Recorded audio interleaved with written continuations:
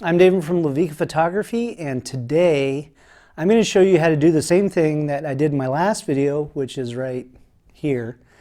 How to shoot product photography, knocking out the background.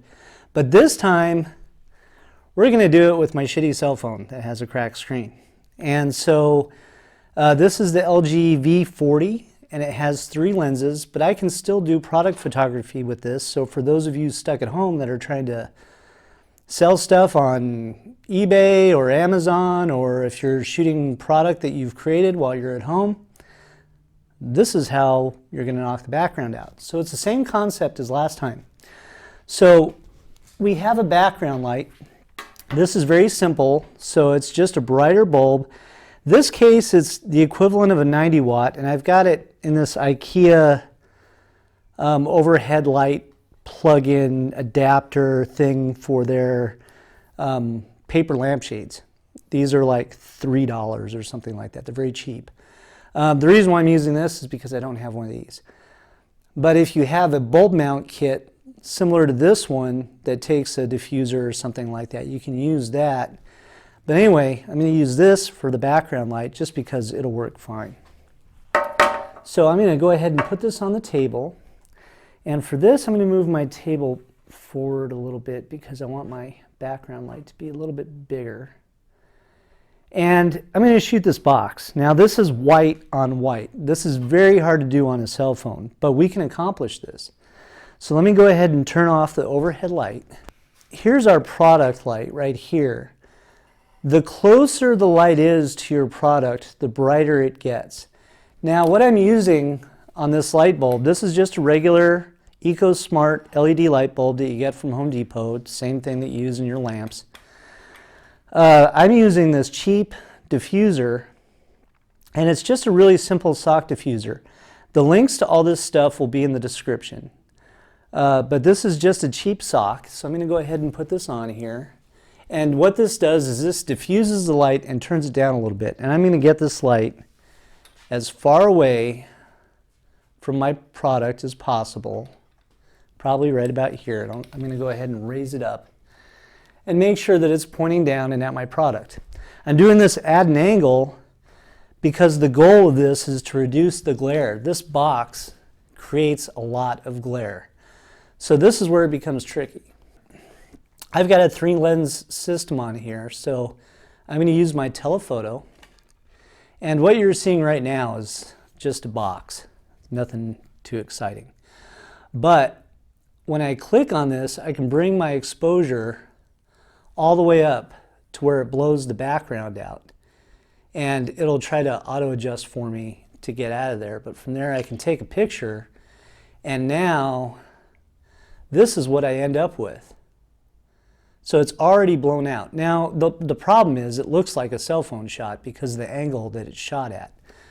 So if I go back here, if I want to raise it up so I can see the top of the box, and basically I can angle this down. Now I got to move my light for my background so it's pointing more down, which shouldn't be a problem if I just hang it over the edge like that.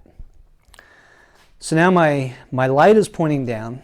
So from here I can change my Kelvin to be whatever it is that I want it to be.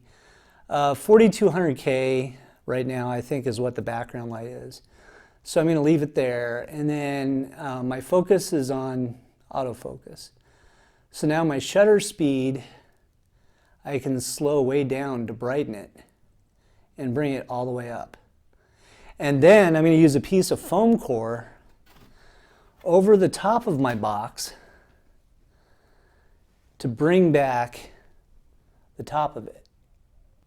So now I can go in with my foam core and get right on that spot and then take a photo. And now you'll see this is the photo that I'm getting with pretty much almost no background. Now from here I can crop it square and get that one little line out of there. But what I'm doing is levitating my product on glass and surrounding it with white. And this will allow me to knock anything out. So with this same concept, I'm going to go to a bottle. So to build up dimension, you can bring something black into the sides, and that creates a shadow, which is not necessarily a bad thing. Now this is obviously way too close. So I can back off this black bag back to here, and then if I want, I can use one on the other side. And that will create some light shadowing as well. But realistically, the shadowing is coming from our light. So the problem here is we're fighting glare. This glare right here. So how do you get rid of glare? Well, if you can adapt a polarizer to your cell phone, you're better off. But a lot of times you can't. So the way that we have to defeat this glare is to move our main light around to figure out where we can go. And so from here, I'm going to go ahead and just move this kind of around. And so the only way that you can get over this is to move the light around as much as possible. So you have to move the light around to figure out where you can reduce glare. Now in this case, I am directly behind my phone. The light is really high, coming down at a 45-degree angle, and I've got this light bulb. Now what that means is it's a very small portion of light that's putting out a wide band. So if I was to use a softbox, there would be glare all over this and you couldn't see it. If I'm using a little tiny light, because the source is so bright that it won't actually create a soft effect over it, it'll be a little harsher.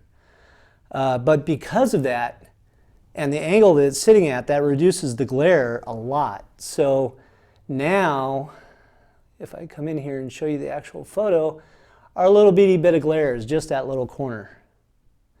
And this is really hard to do with a cell phone, so you really have to move your lights around to figure out how to eliminate that. But the problem is, you have Photoshop on your phone, but realistically, editing stuff out is really tough. So if you can get something that's that clean looking off your phone, you're in great shape.